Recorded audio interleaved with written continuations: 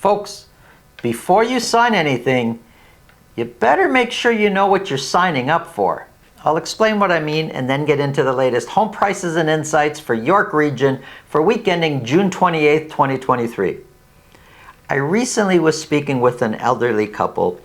They called me specifically wanting me to share this story to all of you. So here's what happened.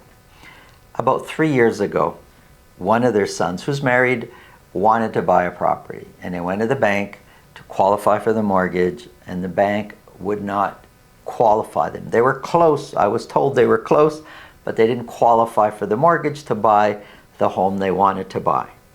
But the kids, or the son and the wife, they figured if they would just, cut back here, cut back there, they'd be okay making the mortgage payments. But on paper, they didn't qualify. So they asked the parents for help. Could the parents please co-sign? They didn't want any money, just could the parents co-sign? And the parents were happy to co-sign. They didn't have a ton of money, but co-signing on paper was really easy. They're just basically lending their name, and whatever income the parents were making on paper, they were showing that. And so now the son and the wife qualified for this mortgage. And so they purchased this home, and everything was going as planned. The whole deal was the parents only co-signed. They weren't involved in any of the payments. They weren't involved in property taxes. They weren't involved in maintenance, nothing. It was the son's house with his wife, and the parents helped them by co-signing. Also part of the deal was that over the next few years, as the son and his wife's financial position changed, got better, that they would refinance, remortgage the property, and remove the parents from the co-signing position. That didn't work out. Fast forward to today, it's about 3 years later, the son and his wife are having problems paying the mortgage. So much so where they've missed a few payments, and everybody on that mortgage has received a letter saying, hey, some payments have been missed, you're in default, here's the potential consequences if you don't bring this mortgage up to date. So the parents, a little bit freaked out. The parents' financial position has also changed over the last 3 years. They got their own stuff to deal with, basically. They can't financially help the kids, but they were a bit surprised that they're even getting letters from the bank. It's interesting to understand what's happened here. The parents basically lent their name only by co-signing so the kids could qualify. Thousands and thousands of parents do that every single day. They help their kids by co-signing. They don't really, a lot of them understand that the parents are not responsible for part of the mortgage. Anybody who co-signs is responsible for 100% of that loan. If there's 4 names on the loan, on the mortgage, it's not like everybody is responsible for 25%. It's not that. It's everybody's responsible for 100% of the mortgage. And the parents didn't quite understand that. And the parents wanted me to basically let everybody know, listen, if you're co-signing, understand you're co-signing with the attitude of the worst case scenario is that person I'm trying to help doesn't pay. Am I in a position to pay the mortgage? Because really, that's the way you should look at co-signing. If you're always looking for the best possible situation, well then you're always going to look at things with rose-colored glasses, which is great to think positive. But the reality sometimes is not so positive, and you got to have a backup plan. If you're co-signing, understand, you are responsible if the other person doesn't pay.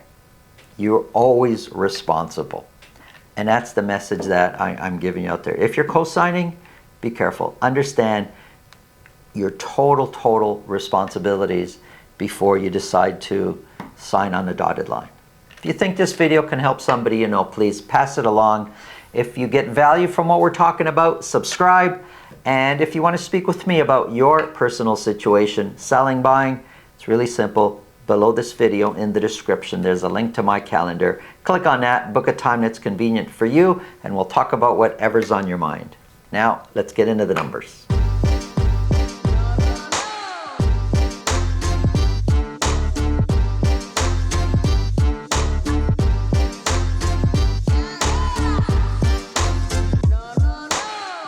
If you're looking for an awesome multifamily home in North Etobicoke, check out the video at the end of this video. The market is shifting, and sometimes some data points to it and other data doesn't. You got to kind of find the evidence that sometimes outweighs other evidence. Let's get into the numbers and I'll show you what I mean. So we're going to start off with Vaughan, detached properties only, broken down by week for a whole year. So for week ending June 28th, 37 detached properties were sold. 11 of those were at $2 million or more. Now 37 is down from what we've been selling the last few months, but up over the last few weeks. So which is more important, the trend from before going down or going up? That's something that we kind of got to look at a little closer and figure out what's happening here, what makes more sense. But 37 is not a lot. So depending on which properties are being sold, it's going to skew the average sold prices quite a bit, because the sampling of only 37 a few weeks prior, 29, that sample of sales, well, average sold price can go up or down quite dramatically. And that's why you have these high peaks and low valleys here. But if you kind of look at it, I drew a line right across the middle, what I thought is the middle. Average prices have been hovering between 1.8 and 1.9 million for a while now. Compared to last year, the current average sold price of 1,843,000 is 1% lower than where we were this time last year. The median price is 15% higher than where we were this time last year. Now the median price for the majority of the last 2 and 3 months has been hovering between 1.7 and 1.8 million. And the average sold price has, except for 1 or 2 weeks, has pretty much stayed between 1.8 and 1.9 million. That to me is a trend. I would say prices over the last 2 and 3 months have been relatively flat if you're comfortable with a $100,000 price spread, 1.8 to 1.9 million.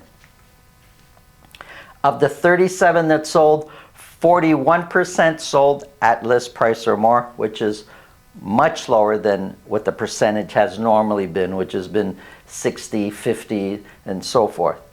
So listings are also down. 76 detached properties were listed for week ending June 28th. But active listing, this is a number that I look at quite a bit. I put a lot of weight on active listings. Active listings over the last 3 months has been steadily increasing. So there's been more and more properties available for sale. And not only do we see this here on the charts, but being in the field, working with sellers and buyers, I see more and more choices out there. If you're a seller, usually choice is not good because you're in competition with other sellers, and one way to compete is prices come down. If you're a buyer, choice is great because you've got different choices, right? But also you can compete one seller against the other and bring prices down. Here's months of inventory. We're sitting currently at 1.8. Over the last 3 weeks, it's been dropping, but we know active listings is increasing, and we know just 2 months prior we were hovering around 1. Now we're hovering around 1.9 or 2, although this week we're at 1.8. So there's not a direct straight line saying every week months of inventory is increasing, but we were here, then we went to 1.4, 1.5, now we're around 1.2. So months of inventory over time is increasing, which means more choices, properties sit out there longer. The longer properties in the field for sale, the harder it is to get your price, and prices tend to come down. Here's Richmond Hill. Sales are way down. 19 detached properties were sold. However, it's up from the previous week, but still overall way down. 19 were sold. 7 of those were at $2 million or more. Average sold price just under $2 million. $1,964,000.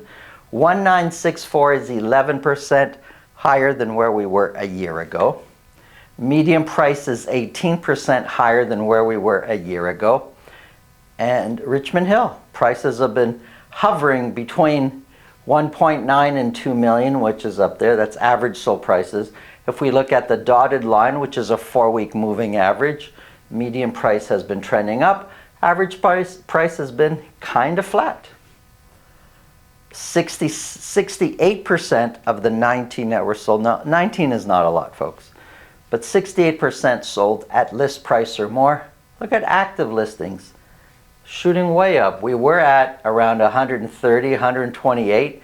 We're now at 245 in a span of about 2.5 months. 64 detached properties were listed. Months of inventory. I can't say that every week it's been climbing. However, we were hovering a little over 1 month of inventory. We were at 2.5. We're sitting at 3 months of inventory now, which is right at the door knocking on a balanced market. So months of inventory is way up for Richmond Hill. Here's Markham. For a while now, average prices were shooting up.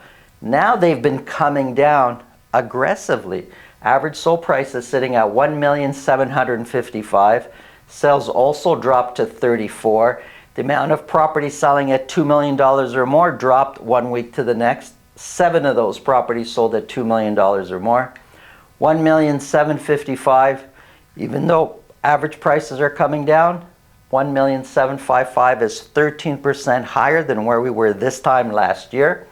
Median price is 16% higher.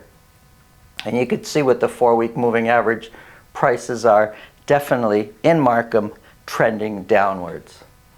Of the 34 that sold, 59% sold at list price or more. So that percentage is way down. We've been in the 80s for a while. We dropped now to 59%. Active listings is increasing. Listings are down. Months of inventory is up, sitting now at 1.5. So months of inventory is climbing up. Average sold price is trending down. That's for Markham. Here are condos for all of York region. 42 condos were sold. 1 of those was at $1 million or more. Average sold price has been trending up, but over the last month, it's made a turn and now trending down. I forgot to tell you, the average sold price is $718,000 for condos for week ending June 28th. 718 is 4% lower than where we were a year ago. The median price is 1% higher than where we were a year ago. If we're trying to spot a trend, to me, things look kind of flat, both for median and for average sold price. So prices are kind of flat, although on a weekly basis, they are going up and down. Of the 42 that sold, half, 50% sold at list price or more. Active listings, definitely increasing. Listings have been kind of flat. 120 were listed. The previous week, 123, then 117. Actually, if you look a little closer, over the last month and a half, listings have been increasing every week. Active listings have been increasing. Months of inventory, most definitely increasing. This is what's happening. This is a market that is softening, both in detached and in the condo market. The market is shifting this way. It's softening. Prices are trending down. Months of inventory, active listings trending up, sales trending down. That's the market shift that we're in right now. But when you've got such few sales, numbers can shoot data up and down and kind of, it's tough to read sometimes, I got to tell you. Here's a summary of months of inventory. Richmond Hill, right there, right at 3 months of inventory, which would be a balanced market. The other areas getting close. York Region condos, 2.4. Vaughan, 1.8 months of inventory. We are no longer in an aggressive seller's market. It is turning the other way. It is working its way towards a more balanced market. Will we actually get there? Is it going to stay like this over the next couple of months? It could be just a seasonal shift, which would make sense because we see this often for July and August. It could be because of the interest rate, which would also make sense. There's so many factors right now affecting the market. But no matter what, if you're buying or you're selling, you need to be working with somebody who could tell you what's happening right now based on your specific set of needs. Thanks for watching. Check out the awesome multifamily home right now. Welcome to 4027 Bloor Street West in Etobicoke. Before I show you the inside of this home, let me tell you what makes it so unique. It has in all 8 bedrooms, 8 bathrooms. It has 9-foot and 10-foot ceilings. Each room has its own individual climate control. These are all luxury features you would expect from a custom-built home. But what really stands out in this home is that it was designed from the very beginning for 2 families to live separate and independent of each other, both above grade. Let me start by showing you the principal residence. So this is the principal residence. Including the finished basement, you have 5 bedrooms, 5 bathrooms, about 3,000 square feet.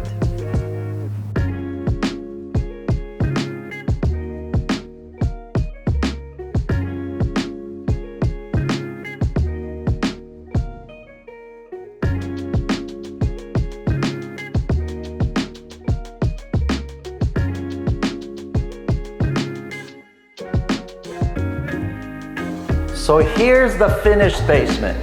It has 10-foot ceilings, an entertainment area, 2 bedrooms, 2 bathrooms, and a private walk-up to the backyard.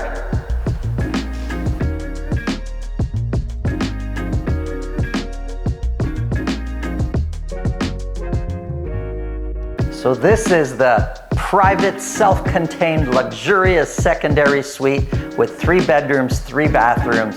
Have a look.